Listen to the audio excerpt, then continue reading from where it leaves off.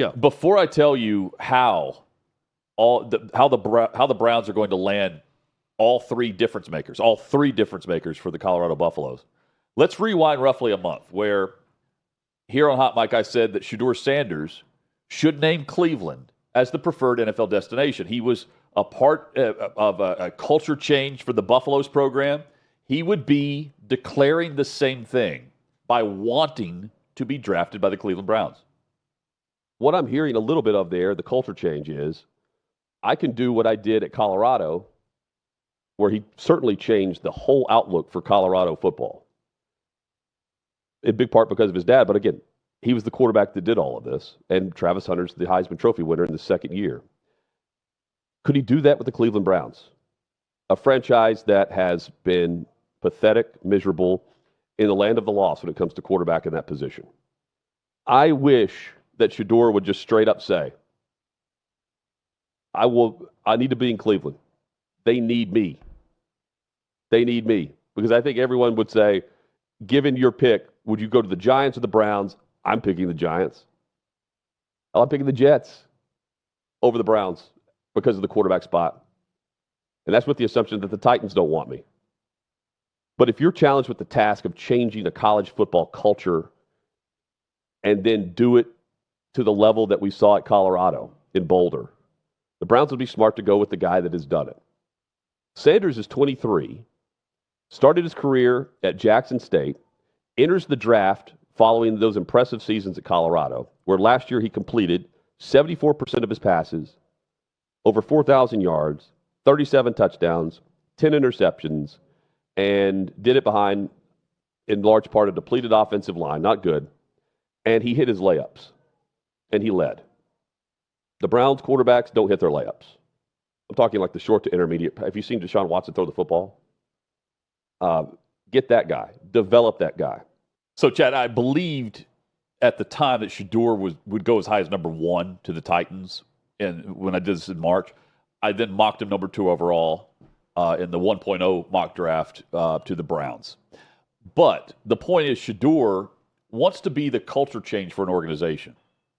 But honestly, a true culture change, it can only happen if Shador Sanders falls out of the top 10. Here's how Sanders becomes the difference maker for the Cleveland Browns, even if Cleveland passes on him with their first pick in the first round. It's put into motion by Cleveland drafting Travis Hunter, number 2 overall. Then teams with a top 10 pick would need to pass on Sanders, go with the better players on the board. That would then set up the Browns to at least be within a reasonable range of making a move to jump back into the first round and draft their quarterback. Now, longtime Browns reporter and host Tony Grossi, who Chad and I respect greatly, he says he can't see the Browns trading back into the first round for Shador if they pass on him at number 2. But actually, I mean, at least for me, here's how it makes sense. If Sanders slips past the Giants at number 3, he still has the Las Vegas Raiders sitting at number 6, but the Raiders don't seem that interested, but who knows? The Jets, they pick at number 7, but they have Justin Fields. They need to give him more options, give him more help at offensive line or tight end. Make it past 7, and that leaves the New Orleans Saints. Adam Schefter says the Saints are debating the option of drafting Sanders if he fell to number 9, but let's consider the options that the Saints have. If you want Sanders, I think you could actually trade back a few picks if you're New Orleans. You could probably still get him a few picks later. Offensive line, wide receiver, cornerback, tight end. Those positions will be at a premium as we round out the top 10. And remember, we're told that this draft would not feature many players who are truly graded as first-round worthy. Some teams have 11 or 12 first-round grades total in this draft. That means pick number 9 is a very valuable asset for New Orleans, even if they want Sanders. I think they consider other options. They move back a few picks if Sanders remains there, if they want him. But there's a small gap between picks 9 and 13 where, you can roll the dice and see if Sanders is still there. But if Kellen Moore, the new coach there, wants his quarterback, okay, I understand. You don't wait. You just go ahead and you draft the quarterback the way Atlanta did last April with Michael Penix Jr. But speaking of Atlanta, If the Saints stick and pick and they go edge, corner, wide receiver, now the Browns have a chance to bring Sanders to Cleveland. Atlanta would be my team to target if Andrew Berry wants to make a move to get up and draft a quarterback. Pay attention to draft capital when it comes to great trade partners. The Falcons pick 15th overall. That is one of only 3 picks they currently hold in the first 6 rounds of this draft. The Falcons would love to trade down. And they're going to get good offers here as teams begin to jump ahead of other clubs who are targeting big needs and chasing a small list of elite talent here. The Browns have the 2nd pick. In this scenario, they're going with Hunter. And then they currently open the 2nd round with the 33rd pick. They would use that pick, plus they need to throw in something like a future 2nd rounder, future 3rd as well, or maybe it's a 4th, or they toss in one of their other 2 top 100 picks that they have in this year's draft. That's around the price tag to move from 33 to 15, and it wouldn't change much if you waited a few selections before you moved up. But Atlanta at 15, I think that's about as high as I would go. Only if they're convinced, of course, that Sanders is definitely drafted between picks 15 and 21. The Falcons sit at 15. They don't want quarterback. They want to trade with a team who does. The Browns, they're battling Pittsburgh, we guess. I mean, the Steelers picked 21st. That's why it's 15 to 21. And there's always that surprise team. Maybe it's the Rams, Seahawks, Miami. The Browns can also just wait a few more picks, potentially moving with Tampa Bay at 19, Denver with 20. Again, both are directly ahead of the Pittsburgh Steelers at 21, who Jordan Schultz reported will be hosting Shador Sanders in Pittsburgh on Thursday. The key factor here is, though, the Browns will have to give up a ton to move 15 spots, and I say that with the value of the position. I'm basing this on the fact that they would believe in Sanders and the overall development to come with a high ceiling in his game. And in fact, I think that the whole fit with Kevin Stefanski and his offensive style, that it fits pretty well. And Stefanski seems to like him. Stefanski says there's not an issue with his arm strength. He can push the ball downfield. He's on record with that. That's important because he'll be playing in Cleveland outside of the elements, at least for the time being. And also, I mean, there's nothing to not like about the way he leads teams. He's great at that. He's tough. He's resilient. He's driven, but athletically he's slow. He's not that mobile. And, well, he wouldn't be a top 7 quarterback in last year's draft. However, if this were to play out for Jimmy Haslam's franchise, here's the harsh reality for Kevin Stefanski. Draft Shador, and I think you're closer to printing your own pink slip than winning a championship. Stefanski's a good head coach. He's a 2-time NFL Coach of the Year. He's been resilient in awful circumstances with Deshaun Watson. And the truth is, none of that matters in a what have you done for me lately league. And even more so if you have a bad season with a rookie named Shador or a rookie named Travis.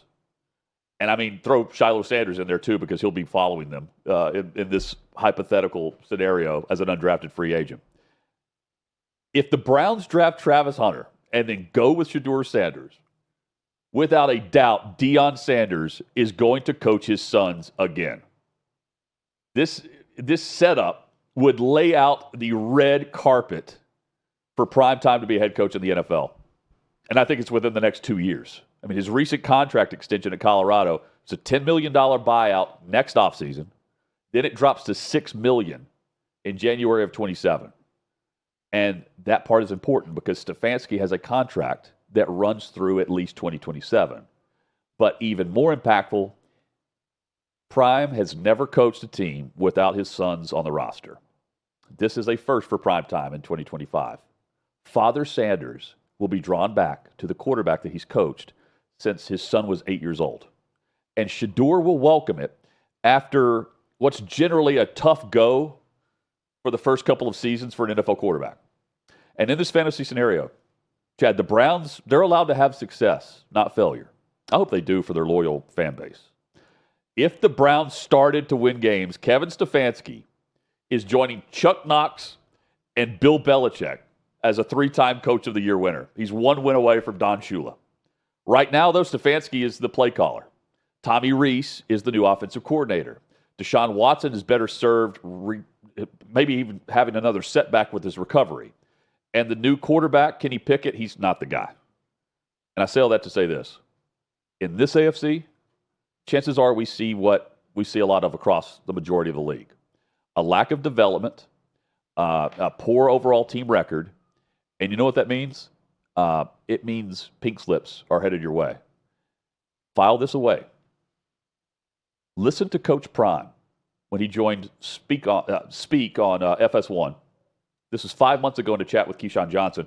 Deion was asked about the type of coach who would best fit Shador's makeup and style of play as he made the jump to the NFL. And see if you agree with me.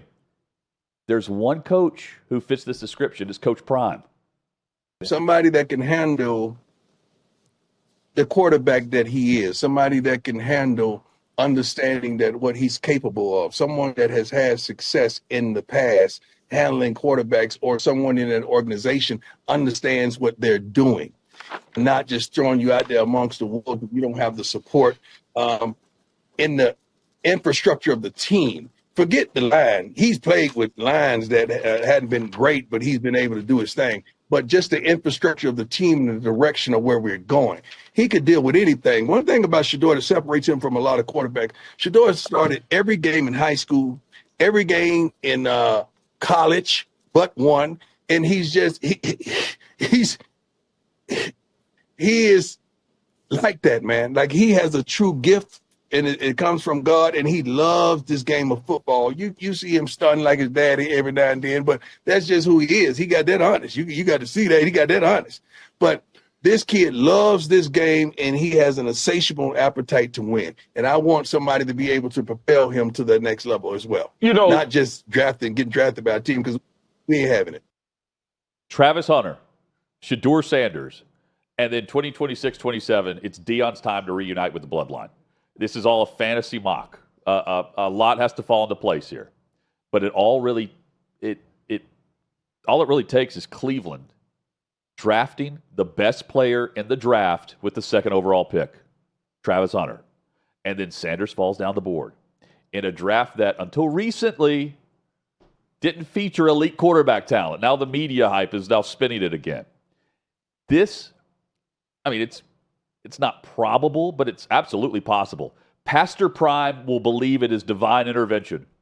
And Browns fans, they should too. Chad, if they end up trading back in after drafting Travis Hunter, Deion Sanders is the next head coach of the Cleveland Browns within 2 years. No matter what happens in year one. And if that happens, we will be playing this clip back and showing It'll that exist. you are a prophet. Well, the clip you played in that spot exists, so I'm assuming it will. Yes, because you know what that was? You were out that day. Yeah. So that was our YouTube clip. Oh, okay. Well, yeah. Yeah. We'll clip this. We'll clip this for posterity, and then if it happens, we'll definitely play it back. I think it's pretty far fetched, but I could see that scenario that you played out. I mean, if that is what happens, what would you do at number two? If Shador Sanders is the quarterback for the Browns in whatever scenario, if he's the number 2 pick or they pick someone else and they trade back up and get him, then I do think that there's going to be a lot of speculation about. And also, how does Colorado do this year? As you said, in his first year not coaching his sons, how does it go with them? Well, what does that team look like? Is he happy doing that? Yeah. There's a lot of speculation around the college end of it too, not just the Browns. We can't wait to see it play out. This would be a blast, though, to follow. If, again, his sons, he made sure he said it plural. Travis Hunter is considered one of those. Yeah. He says that.